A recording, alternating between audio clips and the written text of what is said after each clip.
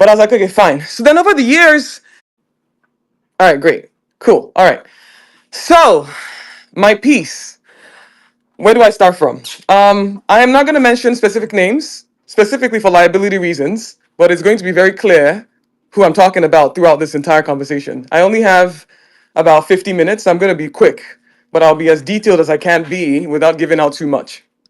I'm going to refer to this person as John Doe. I met John Doe for the first time when I was 19 years old. This was in Ikeja, where I lived in, I lived in Ikeja, and I met John Doe through a friend, a mutual, because we were all mutuals on Twitter. We followed each other for several years.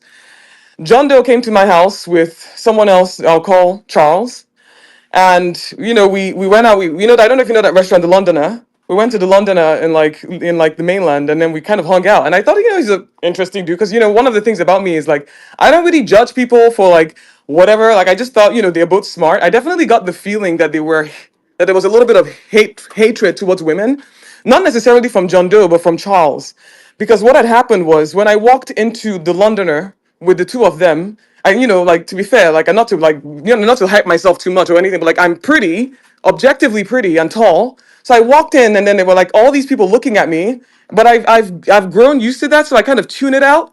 And then Charles looked at me and made a comment, going, "Oh, so you must really feel like you're pretty or something." And I'm like, eh. But that comment stuck in my head, right? And this is at 19. That comment stuck in my head because I was like, it's only misogynistic men that notice those kinds of things and try to make women feel bad for being beautiful or for being recognized. But I was like, okay, fine. So then over the years, again, I want to really emphasize, I did not have a close relationship with John Doe. The first time I met John Doe was in Lagos at that meeting. And when I was 19, I'm 35 years old right now, so do the math. And then fast forward to 2016. Again, like I said, all through this time, it was just Twitter. I didn't have a real friendship with John Doe. It was just Twitter mutuals. Then fast forward to 2016 in New York. John Doe reaches out to me over like I think maybe DM or text and goes, "Hey, I'm in San Francisco. I want to fly to New York, and I'm looking for a place to stay. Can I come hang out?" And I'm like, "Oh yeah, of course." Again, because this is my Twitter mutual, and we've been following each other for years. And over the years, we've communicated a lot. Thought they were funny. They thought I was funny. Just banter, right? So I was like, okay, sure, come through. So John Doe comes to my apartment in New York and spends like a weekend with me. And this is the beginning of when they are working on their company. And so I was like, okay. And I remember going, why didn't you ask me to invest in your company? But it was like, jokes, banter, blah, blah, blah. And at the time, I actually thought, this is a decent guy. Like, I have nothing, there's nothing I have to go to judge, to say, oh, there's something awry or something weird happening here. And so John Doe comes to my house. We spend the weekend together. It's great. It's fantastic. And that's where we take a set of pictures. I'm sure you probably see on the timeline me taking pictures of him taking pictures of me, blah, blah, blah, blah, whatever. And I was like, okay, bet, cool. And then they leave. And when they're leaving, they write them the loveliest note of like, I had a great time and it was so lovely to see you. And when you're in San Francisco, I would love to host you as well. And I was like, okay, bet. And that was the end of my thought. I never had, like, there was nothing else between me and this John Doe. It was back to being on Twitter. And then I think at some point on Twitter, and actually it's funny because this is something that they brought to my attention, last year. They sent me a screenshot of a tweet from them to me where I think I had been tweeting something along the lines of like, I'm one of those people who, and this is very true, I'm one of those people who, when I've dated somebody like a guy, and I feel like that guy might be a good fit for my friends, I tend to introduce my exes to my friends just to, to hook them up to see if that something works. So I was like, whenever, like, and also I also said, when I'm especially not interested in a guy, but a guy's interested in me, I'm like, okay, how can I avoid awkwardness? But and then I'll say maybe I should just introduce this person to my friend. So I tweeted something to that point, to that line. John Doe responded and was like, "Oh, is this why you haven't introduced me to your friends?" And I'm like, really, to be nice again, because I've never looked at John Doe in that way up until that point. I was like, oh, LOL. I didn't realize you had that this was that you had a crush on me or anything like that. This person sent me that note last year. So I was like, oh, okay, I guess this has been a long time crush that they've had on me because like I just didn't look at them that way at all. I mean, I was like dating women for the most part in like my in like 2016, 2017. Like that was the kind of what I was doing. I wasn't even dating men. And so, fast forward to 2020, this person, success, great stuff, blah blah blah. And I'm like, oh, congratulations. You can send them a gift, blah blah blah blah blah, right? Again, still Twitter mutuals, nothing offline. Fast forward to 2021, and again, still primarily offline. I moved to Seattle. I'm housewarming and buying shit. And then my follower, I was like, guys, if anybody wants to send me a gift, I'm like totally open to getting a gift. And then, John Doe reaches out and I was like, oh, I'll be happy to get you a gift. And I was like, oh, great. I want a rug. And then I got a rug. And that was like the last communication with this person for the most part, except I think there was some thread on Twitter where this John Doe was being attacked. And I had been like in defense of this person to say, like, why are we attacking this? Like, again, like I've said, like I've always had an admiration for what I perceive to be bravery, for being so out there in a way that is not common, right? And in a way that is very difficult to be in Nigeria. Like like that's bravery, in my opinion. And so I was always very like, I spoke very highly, blah blah blah. And then fast forward to, but then that's the moment. So I think I had even like inadvertently referred to this person as queer because I thought that this person was queer based on the presentation. And then I got like a DM going, oh, no, no, no, no, this person is not queer, this person is straight. I was like, oh, my bad. So I deleted my tweet because I was like, I really thought they were queer. And then, so that was 2021. Again, fast forward 2022, barely any interaction, 2023, then it's like 2023, exactly. So then in the summer of 2020, actually more like the fall of 2023, this is I go to Nigeria for like it's been a while since I've been to Nigeria, but I go to Nigeria. And by the way, in the middle of all this, I got engaged to another man. So if you guys want to verify that I was never in a relationship with him, that's also your verification. I was never in a relationship with this person. I just really wasn't. So I didn't even see the person that way at all. But then it's now like summer of 2023, and I'm in Lagos and I'm like visiting John, and I was like, my partner and I are poly, and we're one of those couples that wants to like have a community of friends and potentially lovers and potentially partners because we really believe that there's strength in numbers. And not everybody agrees with the way I see the world, but I don't give a fuck. Like whatever, that's how I see it. And then John Doe was like, yeah, actually, funny enough, that's exactly how I see the world too. I also want community. I also want to be part of a big thing. Blah blah blah. And I was like, oh, okay, cool. So then fast forward to like several months later, maybe like, I don't know, sometime in September. And I was like, speak to my partner and I was like, I feel like maybe we should ask John Doe to be part of our thing. And I'm going to be very explicit. My reasoning was because he has money. Yes, 100%. Like I said, I've never had any interest in this person. So why, like it wasn't sudden attraction. It was because of the money. And it was specifically because I wanted to leave corporate America. And I saw this as an opportunity for me to leave corporate America. So it wasn't like a long-term desire for the money. It was just really a short-term thing to get me out of corporate so I could figure out what else to do with my life. And so that was my motivation. Whereas I think my partner's motivation was genuinely about community and blah, blah, blah, blah, blah. So anyway, long story short, we approached John. I proposed exactly what I wanted. I never minced words. I said, I want to leave corporate America, and I believe you're well positioned to help me do that. And that's why I'm talking to you about this. And I don't think this person was very pleased with my pitch. He referred to it as, is that your pitch? And I was like, I mean, I don't know what else you want me to tell you. I'm gonna keep it 100 with you. And then my partner was like, actually, no. It's more about community for them and blah blah blah. And then we kind of went into it and I said, okay, fine, let's kick it off. So this was like fall of last year.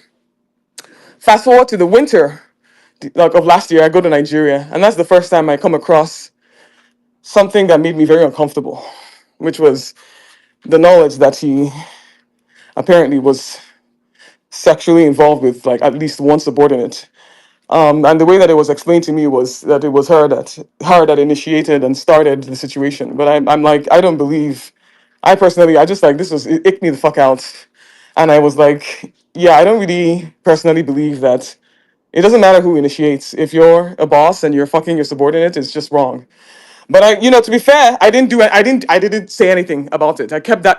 And that's my bad. And I admit that's my fuck up. I didn't say anything about that situation. even though I felt icky on the inside. And then I was like, okay, fine. But for the most part, it was still a very good experience. I think because of how we both felt that there might be something here, we then said, okay, let's like make it official. And then it's then, fast forward to like February. Between like ending of December 2023 and in February, I started noticing some weird, like controlling, rude things about this person. And I was like, I just kept noticing it and making notes of it in my head and kind of talking to my partner about it. Like, I feel like there's something a little bit weird and rude, really, about this person's behavior. But like, this was long distance. Like, I wasn't around, there was no proximity to really observe it. But I started to sense it in the texts, in some of the conversations, that this is somebody who is like very, very, very rude. And I was like, okay, fair enough. Let's just, Then we traveled together to someplace in Europe. And that was the first time that, I feel like that was the first time we had sex. Yes, that was the first time we had sex. And immediately after that experience, it was like, whoa, the rudeness just went up like like it was like from 0 to 100. So imagine going from knowing this person who came to my house in New York in 2016, who was so sweet and so nice and so blah, blah, blah, to suddenly this fucking rude guy, extremely rude guy. And I was like, whoa. And then the thing that kept jarring me was like my experience of them and then my partner's experience of them didn't jive because I feel like, and I'm just gonna say it, I think I believe it's because he hadn't slept with her.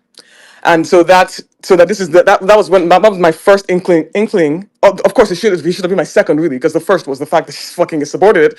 But the second inkling was this pattern of suddenly treating me with significant disrespect while treating my partner with like she was still an angel. But that said, my this is the same period that my father passed away, so I was very emotionally vulnerable, and I was in Nigeria trying to bury my dad. And I would say that and I always say this unreservedly, that this person showed me extreme kindness through this process, made sure that I was protected. So when I say that they treated me like an egg, they really did.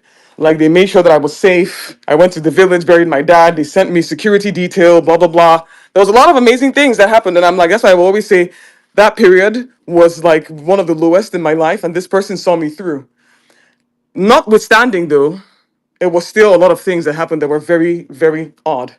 I'm not going to give specifics, but I do know that I left Lagos with the feeling that there was something quite off about the situation, about the friendships, the so called friendships, about the so called inner circle. It felt very much like almost like a cult leader, like very much like, okay, I have money, you are in my circle, you are in my space, and I set the rules. Like, literally, there's so many fucking rules just to be in that space. And then like, but also in a way that's like it's very like, it's very psychologically, like, I call it psychological sadism. Like, this idea that your way is perfect and anything else that is not your way is wrong. That's literally what I felt like when I was there the whole time. And I remember asking John, like, how is it like, I get the feeling almost like you think about every single thing that you do. And he was like, yes, I think about every single thing that I do. Like, before John stands up to go and pick up a fork, he's thought about why he's picking up the fork, how he wants to pick up the fork, what he wants to pick up the fork to do. That level of detail, that's every single thing. Documents everything. Documents every fucking thing. Who comes to his house, who leaves, when they come, why. Every single thing. Speaks to his employees with so much venom, disrespect. Oh my god. Like like to the point where I'm like wondering, like, what's going on? Like, are you just angry?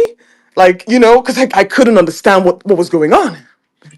But that was just the basics. That was like the experience. It was like, and then also to the point where even asking me to spy on the employees, like, that was fucking weird. Like, did they do this at the time that I said were gonna do it? And I'm like, bro, they still did it. Like, it doesn't fucking matter. So stuff like that, like, very like a lot of triangulation of trying to like use someone to spy on someone or use someone to say something to somebody, like a lot of controlling. And I was just like, okay, this is definitely, that's, I think when I left, I was like, okay, this person is a narcissist. It became very apparent that John was a narcissist to me. And I think the thing and again, I'm not going to go into the details of it because it's really nasty and it's not all my place to share.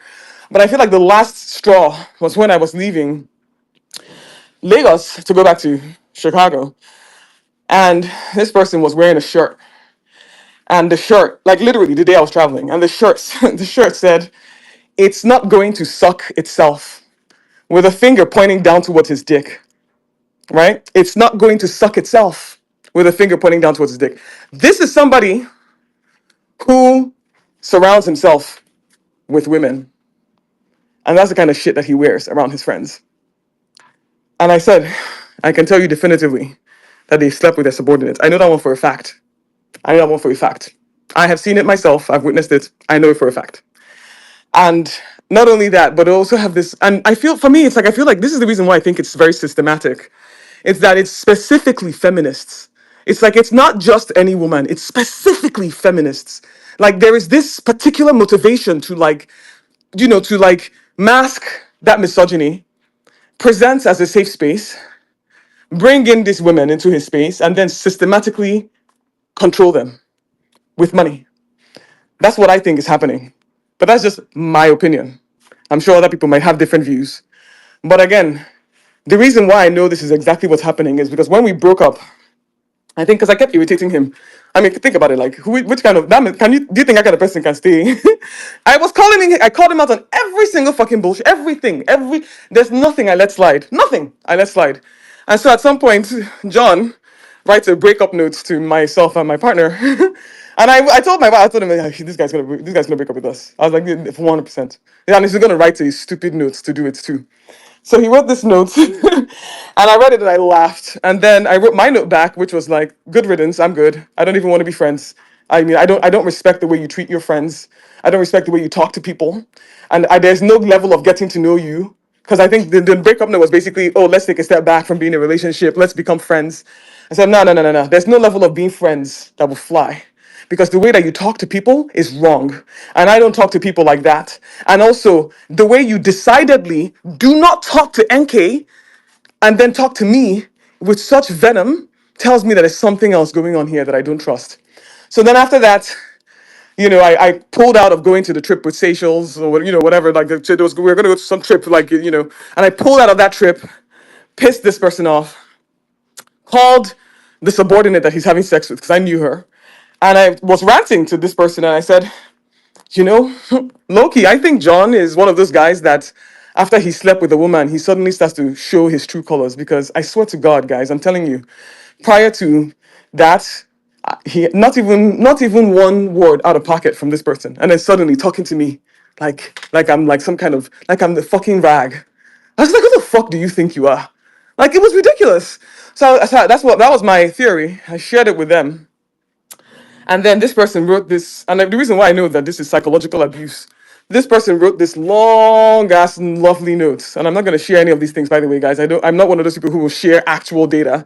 I'm just going to tell you what's happened. So this person wrote a very lovely note, basically saying, I think this person is devastated. I don't think that he intended to hurt you. Blah blah blah. That this person is so generous. Can't you remember all the times that he was there for you? And I agree, he was there for me. Like I said, my dad died. It was not easy, and I appreciate the financial parts of him that he presented because there was no emotional support.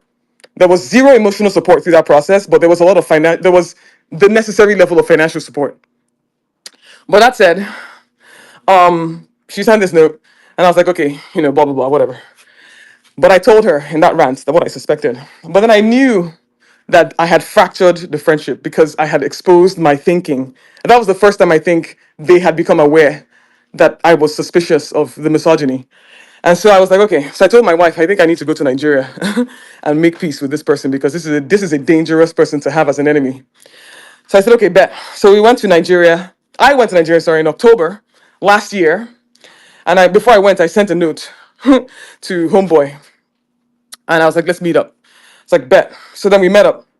I apologized. There's nothing I didn't say. I was like, oh my God, guys, I'm so sorry. Clearly, I lost my mind. Must have been tripping. Shit. I probably have a lot of anxiety. I don't know why I made all these assumptions about you. I'm so sorry. There's nothing I didn't say, just to try to get him to let it go. And I actually thought it worked, but I wanted to be sure. So I decided to double bluff him. So I told him, I'm having trouble sleeping. I need I need something to help with it. Can you help me arrange for edibles, chocolate edibles? And and then so at that trip, sorry, at that meeting, he brought the edibles to me, and I was like, thank you. I told him I'm flying out tomorrow.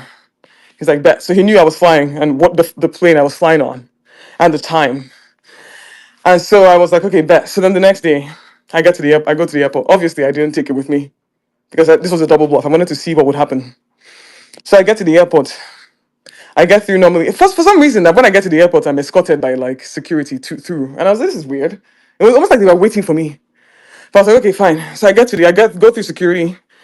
And then I finally get to my gate. And they pull me aside, the officials. And they're like, sorry, madam, we need to do a secondary security search for you. I said, okay, this is the first time this happened to me, by the way. Never in my life going to Nigeria has this happened to me. I said, okay. Those people kept me there for 30 minutes, searching everything. Socks, oh, bag, oh, hair, oh, clothes, oh, turning everything upside down, looking. Took my bag out of the plane, searching. I was like, oh, wow. And you know what's so funny? Before I got to that gate, John texted me and said, are you at your gate yet? Question mark. I was like, yeah, I'm almost there. I was like, okay. So 30 straight minutes of being searched. And then I was like, they're like, okay, you can go through. So then I go through and I leave. And I come back to Chicago and I tell my wife, I was like, I think this person set me up to be arrested for carrying marijuana. Can you imagine? Can you imagine trying to fuck my life? Because I had literally just indicated to a friend that I think this guy's a misogynist. I hadn't even said more than that. That's all I had said at that point. And he was trying to get me arrested. So I said, okay, this is somebody. And then he told me, like, I'm trying to protect myself. Yeah, he wanted to protect himself. That's what he said when we met in October. I didn't realize the extent of protecting himself meant destroying my own life. But I said, okay, bet. So then all of last year, I kind of pulled out of Twitter. So I went away, Trump won, fast forward to November, Trump won. I left Twitter. I was like, I can't be on here with these fucking MAGA people and the craziness. So I left. And then, to be fair, I still maintained like I was friendly with him because, reasons. Like again, and also I'll be very transparent. He gave me a loan of $55,000 to help pay for my brother's master's degree. And I was like, okay, bet. So that was very generous, blah, blah, blah. I fully intend to pay that loan, by the way. Fully intend to pay it. And so we negotiated a prepayment plan, blah, blah, blah, blah, blah, all good. But you see, that move to try to get me arrested, that shit did not, like, it didn't sit right with me. Because this is somebody who is trying to destroy my life. Like, can you imagine? Literally trying to set me up. So I was like, okay, no, I have to do something about this. And so, I came back to Twitter, not to necessarily do something about it, just because I was like, it's time to come back.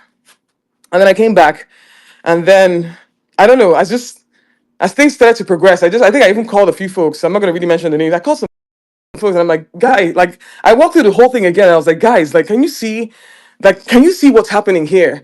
This is really, really, really malicious, what is happening here. Because this person is systematically pretending to be something that they're not. And using that, because the only reason I actually went in and said, oh, let's try John, is because of that presentation of queerness. It's a safety thing. Like as a feminist, I am extremely suspicious of straight men because there's a lot of reasons to be. But when you see somebody who appears to be queer, it's safer, right? And then this person is surrounded by feminists, by really, really, really like prominent feminist voices on Twitter. So I thought, okay, this is a safe space, only for me to go and see the nonsense.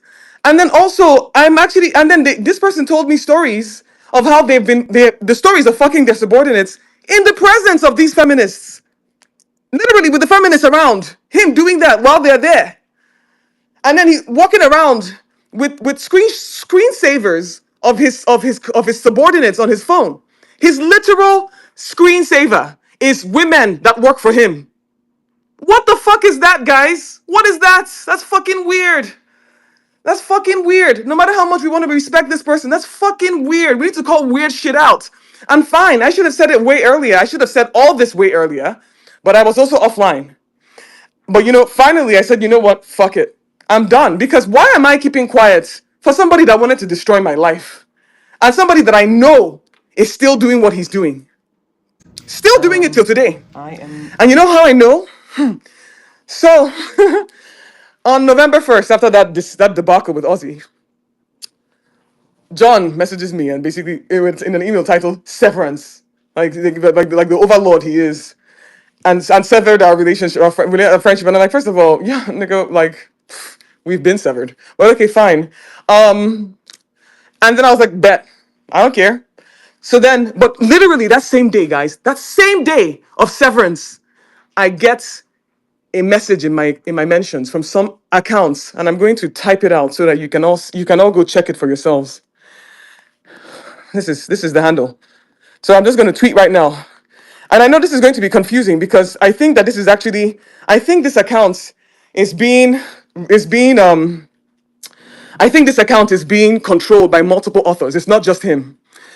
This account, for the first time in its entire history, mentioned me, mentioned my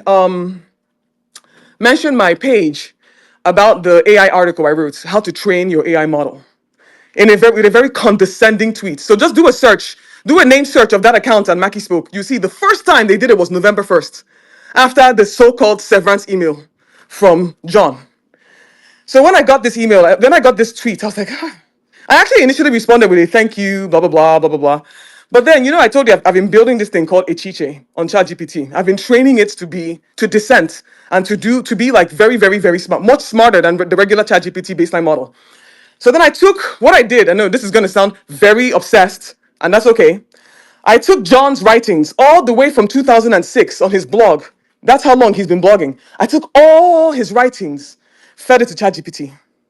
I took as many of his public tweets as I could find, fed it to ChatGPT, and I asked it to run a linguistic test and to run an affect test on the type of writing to say, is this the same author, right? So I wanted to test first of all if it could detect the public blogs and the public tweets as being written by the same person. And ChatGPT said yes, this is 100% the same person. I said okay, bet. Not actually 90 something percent is the same person. I said bet, cool. So I understand that it works. It's able to do that diagnostic. Then I went to that Akim Kimi page, and I took a couple of tweets from that Akim Kimi page, and I gave it to ChatGPT, and I said, run a linguistic test between this Akin Kimi's tweets and the ones that I just fed you for John. Do you know what ChatGPT said to me? 96% match. Unmistakably the same person. And that's what I knew. Okay, bet. So then I went and I read through all of that account style. That's his burner, by the way. And he had told NK, my partner, that he had a burner. So that was the confirmation for me that that was the burner. This account is vile, guys. Read it. It is vile. It is rape apology, grooming apology. That serial killer that they caught in Nigeria, Lot was a fan of that serial killer. Dark, nasty shit, just fucking awful shit from that account.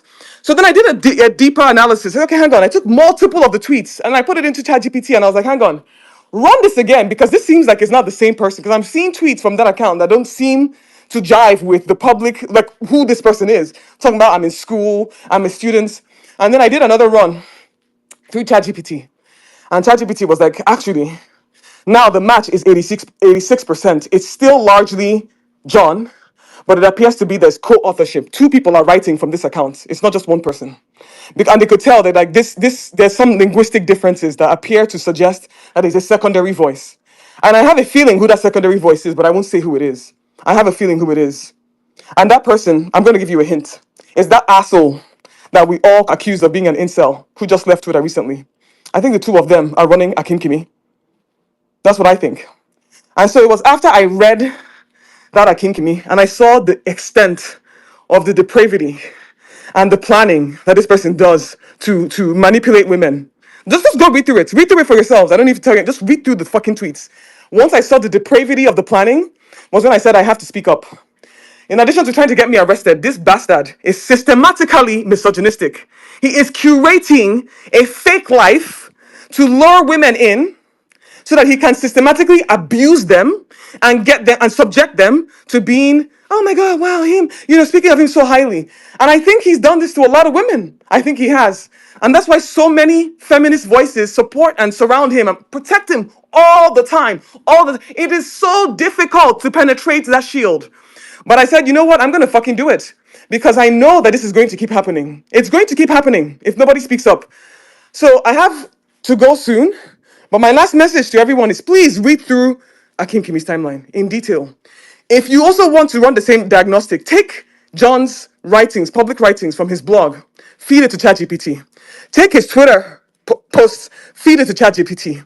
And then take as many Akim Kimi writings as you can and feed it to ChatGPT and ask it to run a linguistic assessment and diagnostic to see if these people, these accounts are related.